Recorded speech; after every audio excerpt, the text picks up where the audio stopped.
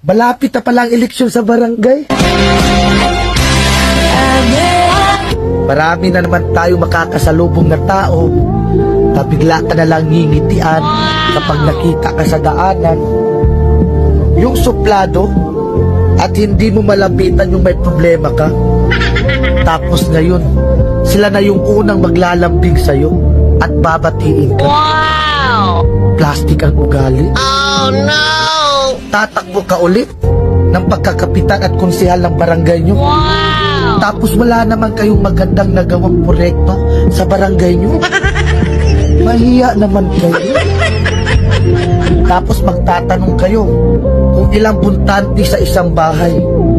Pero nung panahon ng pandemic at ayuda, isang ayuda lang sa isang bahay. Tapos kung mamalasin ka pa, wala ka pang makukuha na ayuda kapag kalaban mo pa ang tagalista. Kaya vote wisely para hindi sayang ang boto natin.